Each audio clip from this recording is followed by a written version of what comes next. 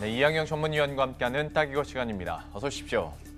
오늘 어떤 얘기 오랜만에 해주실 건가요? 네, 그 유가가 뭐 겁나게 올라가고 있잖아요. 예. 그러니까 유가가 왜 이렇게 올라가고 있고 이게 어떻게 대응할 수 있는지 한번 생각해볼 시간 갖도록 하겠습니다. 예, 이항영 위원께서 자리를 비우신 사이에서도 국제유가 얘기 진짜 많이 했거든요. 네. 뭐 3년 6개월 만에 최고치다 막 계속 얘기는 했었는데 다시 한번 그러면 현재 위치가 어느 정도까지 왔는지 한번 정리를 해주시겠어요? 맞습니다. 텍사스유 기준으로 보면 지난주 40달러 주말에 찍었잖아요. 예. 물론 주말에 약간 또 내려가는 모습이었지만 70달러 위에 4년만 정확히 3년 5개월인가요? 뭐 이거 올라가 있고요. 브렌트 같은 경우도 77달러 수준까지 와 있단 말이죠. 이렇게 보고 있는데 사실 뭐 좀 더 길게 본 그래프나 뭐 짧게 본 그래프 한번 보겠는데 예. 실제로 보면 길게 보면 1984년 이거는 이제 최근에 난 5, 6년짜리 그래프인데 70달러 넘는 모습 보여주고 있고요. 하나 더 보여주면 1984년부터 그러니까 거의 30년짜리 그래프가 되겠는데요. 이게 2007년, 8년 그때 보면 리만 사태 직전이죠. 예. 모든 것이 올라갔을 텐데요. 그때 160달러인가요? 뭐 갔을 때인데요. 그러다 보니 그때 막 200달러다, 300달러다 막 얘기 많이 나왔을 때거든요. 근데 이게 갑자기 훅 떨어졌다가 예. 불과 몇 년 전에 2016년인가요? 또 뭐 20달러 수준 갔었잖아요. 네. 그러니까 이렇게 출렁거리고 있는데 최근에는 다시 이어왔던 70달러 수준으로 올라가 있는 큰 그림을 한번 확인하셨습니다. 그러면 왜 이렇게 많이 올랐는지도 설명을 해주셔야 될 것 같아요. 네, 가장 이제 상식적으로 이해할 수 있는 것은 미국에서 이란이 핵협정 오바마 대통령 때 했잖아요. 그래서 몇십 년 만에 경제 제대 풀고 잘 돼가는 줄 알았더니 지금 트럼프 대통령 보니까 이거 뭐 말도 안 된다 얘기하면서 그 핵협정을 지난 8일인가요? 이제 파기 선언을 그렇죠. 했잖아요. 네. 그러다 보니 우라늄 농축인가요? 뭐 하도 어려운 얘기인데 제기할 수 있다고. 제기할 수 있다 얘기하니까 일단 우리 입장에서 보면 어떻게 될지 모르지만 북한과의 긴장 관계가 지금 싹 이제 중동적으로 가거든요. 네. 그러니까 우리 입장에서 어찌 보면 한반도 입장에서 다행인데요. 국제 유가는 당연히 직접적인 영향을 미친다라고 보셔야 되겠는데요. 실제로 이란은 상식적으로 한 4위 정도 되는 걸로 제가 알고 있는데요. 여튼 이런 게 있겠고요. 그래서 이란에 대한 제재가 다시 이제 화끈하게 갈 가능성이 있다. 그리고 베네수엘라 같은 경우가 지금 경제 위기 또 네. 남중남미 다 그렇지 않습니까? 그런데 상대적으로 글로벌 경기는 계속 호조세를 보이고 있고 또 예를 들어서 여름 드라이빙 시즌이 뭐 미국 얘기지만요. 미국 유럽도 마찬가지인데요. 드라이빙 시즌이니까 수요가 늘어날 수 있다. 얘기하니까 지금 우리나라도 뭐 1,600원 막 이렇게 막 찍히는 곳이 있잖아요. 예. 미국은 앞서도 얘기하는 거 들었는데 갤론당 평균 3달러 얘기하고 있는데 이건 평균이고요. 지금 뭐 LA나 뭐 뉴욕 일부 지역은 지금 4달러 넘어가 있거든요. 예. 그러니까 갤론 그러니까 엄청나게 올라가고 있고요. 이번에 제가 캐나다 갔다 왔는데 캐나다 같은 경우 뭐 1리터당 뭐 1.6달러 이거 사상 거의 최소 수준 가고 있거든요. 네. 그러니까 여러 나라들이 다양한 이유가 있겠으나 하여튼 휘발유 가격이 올라가고 있고 이것의 밑바탕은 국제유가의 상승이 기본 바탕이다라고 일단 이해하시면 되겠습니다. 근데 이 네 가지 중에서 사실 세 번째와 네 번째 같은 경우에는 언제든지 나올 수 있는 얘기이기도 하고 네. 요즘에 진짜 핫한 이슈는 이 위에 두 가지가 아닐까 싶은데 이 중에서도 뭐 미국 얘기 같은 경우에는 이게 뭐 북한과의 협상 문제도 있을 테고 네. 뭐 전문가들은 그렇게 영향 없을 수도 있다라는 얘기도 하는데 베네수엘라에 대해서는 좀 설명을 더 해주셔야 될 것 같아요. 베네수엘라가 아시다시피 이제 베네수엘라가 그 중남미의 상상 약간 사회주의적 성격을 네. 많이 갖고 있고 긴장 관계가 있던 나라인데요. 예. 사실 경제제도 은근히 하고 있고 예. 있죠. 그리고 정치 경제적 불안하다 보니까 원유 생산량도 지금 30년 만에 최저 수준까지 떨어져 있고요. 이러다 보니 미국의 제재라든가 그리고 물가 급등에 기본적인 영향을 맞았다고 보셔야 되겠고요. 거기다가 오페크랑 러시아 얘기 잠깐 해두면 오페크와 러시아가 감산을 계속해서 연장을 합의하고 있잖아요. 네. 그래서 하루 180만 배럴 감산을 합의한 이것이 올해 연말까지 일단 연장했는데 뭐 내년에도 연장될 수 있다는 얘기가 또 심심치 않게 나오고 있거든요.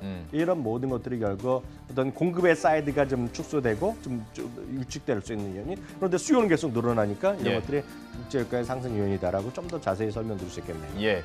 그런데 이제 유가가 이렇게 오르면 몇 년 전까지만 해더라도 시황을 얘기할 네네. 때도 유가가 오르면 당연히 옆에 있는 달러는 파란불로 네. 떨어지는 모습이었는데 요즘에는 같이 간단 말이죠. 이거는 또 어떻게 해석해야 됩니까? 그러니까 이게 정말 이해가 잘 안 되는 것인데 상식적으로 보면 일단 유가랑 달러는 반대로 가는 거죠. 네. 상품이랑 반대로 가는 게 왕왕 있었고 사실은요. 실제로 보면요, 최근에 국제 유가랑 달러가 동반 강세를 보이고 있는데 이것은 1983년 이후 35년 동안에 딱 11번밖에 없었다는 그래요? 거죠. 예. 제가 쓴 것이 아니라 또 마켓워치라는 곳에서 언론에서 썼는데요. 그래프 보시면 확실하게 좀 이해가 되실 것 같아요. 실제를 보면은요. 위로 보이는 것이 이제 전체적으로 이제 그 US 달러 인덱스거든요. 달러 인덱스가 약했다가 최근에 조금씩 올라가고 있는 100위까지 가고 있는데요. 실제로 보면 유가가 지금 급반등하고 있잖아요. 초록색이. 네. 그러니까 이게 보면 반대로 갔다 같이 갔다 하는데 최근에 같이 올라가고 있다는 거가 되거든요. 이게 지금 보면 자주 있는 일은 절대 아니다라고 일단 이해하셔야 되겠고요. 상대적으로 보면 앞서도 잠깐 보여드렸지만 같은 그림 한번 보여드리면 달러 환율, 달러 인덱스 자체가요. 달러 인덱스 자체가 지금 연준 최고치로 가고 있다거든요. 이것도 역시 미국의 인플레이션의 압력이 높아지면서 연준의 금리의 추가 인상 이런 것들이 결국 달러의 강세를 가져오고 있다. 그러니까 이해가 살지 안 되지만 어찌되었건 지금 현재로 보면 달러도 같이 올라가고 유가 같이 올라가니까 이 모든 것들이 항상 보면 유가 올라가더라도 달러가 강세되고 달러 약해지면 우리나라에서 그렇게 걱정이 있다 없다 이런 것들이 모두 헷갈려지는 그런 구간으로 들어가는 거죠. 그러면 좀 덜 헷갈리게 네. 수치로 한번 과연 얼마나 더 오를 것인지 얘기를 해본다면 네. 요즘에 워낙 레인지가 넓어진 것 같아서 요즘 가장 최근에 나온 전망들은 어떻습니까? 그게 이제 뱅크 오브 아메리카 메릴린치가 되겠는데요. 베네수엘라의 어떤 원유 생산량 이런 것들 감소, 그리고 미국의 대이란 제재 이런 거를 하면서 2019년 2분기에 브렌트 기준을 보면 90달러까지 갈 수 있다는 얘기하고 있고요. 네. 이란의 어떤 이런 것들이 조금 더 수출이 정말 제한이 된다. 그러면 이제 100달러까지 올라갈 수 있다. 올라갈 수 있다. 이런 주장을 하고 있는 거죠. 그렇지만 이제 실제로 보면 이런 거 전혀 반대되는 소리도 있습니다. 왜냐하면 예를 들어서 미국이라든가 중국이라든가 인도 이런 나라들은 미국과 이렇게 사이가 썩 매끄러운 건 아니잖아요. 네. 그러니까 자체적으로 자기네 수입한단 말이죠. 그렇죠. 그러다 보니 실제로 보면 이란의 수출 감소폭이 생각보다 크지 않을 거기 때문에 어떤 유가의 상승이 이렇게 크지 않을 거라는 주장도 있는데요. 실제로 보면 이렇게 어떤 유가 전망, 늘 말씀드리지만 주가 전망은 역설적으로 쉬운 겁니다. 왜냐하면 주가 자체는 늘 말씀드리지만 기업의 이익에 따라 왔다 갔다 하기 때문에 이걸 잘 보면 결국 주가는 따라가는데 이런 어떤 커머더티 이런 것들 그리고 특히 금값은 자주 말씀드리지만 금이 뭐를 만들어내는 이익은 아니잖아요. 그러니까 이해가 어렵고요. 이런 마찬가지 원유 자체가 어디 이익을 창출하지 않지 않습니까? 그 어디에 딴 데 들어가는 것들이기 때문에 이게 정말 어려운데요. 실제로 보면 어떤 뭐랄까 유가 자체에 대한 것들에 대한 너무 이렇게 큰 걱정할 필요도 있다 없다 이거 상당히 좀 애매한 분이다라고 일단 이해하시면 되겠습니다. 그러면 이런 전체적으로 전망이 나오는 가운데서 위원님은 어느 쪽에 좀 무게를 더 두세요? 이게 보면 진짜 어려운 질문인데 저도 잘 몰라요 이거는. 왜냐하면 제가 말해봤자 별로 의미가 없고 이건 정말 진짜 전문가라는 사람들이 얘기해요. 얘네들은 흔히 많이 얘기하는 거가 골드만삭스가 세계 최대의 IB인데요. 이걸 뭐 인정할 수밖에 없는데요. 골드만삭스가 여태까지 한 가장 틀린 예언 5가지 이런 거 할 때 보면 항상 나오는 게 이겁니다. 골드만삭스의 유가라는 금가 얘기하거든요. 2008년 유가가 150달러 당시에요. 200달러 얘기했고요. 더 재미있는 것은 여러분들도 가트만 레터라고 많이 들어보셨잖아요. 데니스 가트만은 2016년 1월에 한 방송에 나와갖고요. 이런 얘기까지 했어요. 내 평생 44달러는 다시 못 볼 거다. 이런 얘기 했거든요. 그래서 못 믿으실 것 같아서 제가 화면까지 한번 준비해봤는데요. 이게 그 당시에 워낙 유명해서 지금도 여러분들 그냥 구글링하면 바로 나오는 겁니다. 이게. 가트만 유가 전망하면 2016년 1월에 했던 거예요. 44달러. 자기 인생이 못 갔다 했는데 바로 쭉 올라갔잖아요.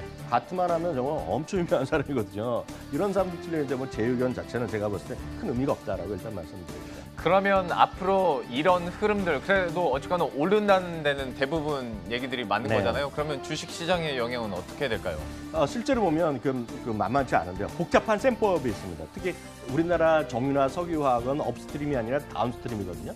원유를 받아가는데요.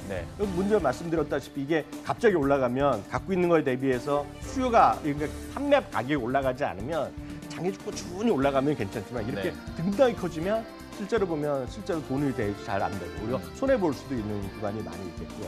또 하나는 말씀드렸다시피 원화가 우리나라 좀 상대적으로 좀 괜찮으면 강세면 이들이 좀 버틸 수 있는데 상대적으로 또 원화 약세로 갈 우려가 또 있단 말이죠. 지금 미국의 달러의 약세 그리고 경쟁 국가들이 지금 각자 화폐 가치가 떨어지고 있는데 우리나라 나름 버티고 있거든요. 이게 머리 아픈 구간이 있기 때문에 지금 보면 우리나라 석유화 정유, 석유화학이 전체적으로 물론 굳이 한두 개 좋아질 수 있겠으나 전체적인 그림은 약간 변동성이 커질 수 있다라고 일단 이해하셔도 되겠고요.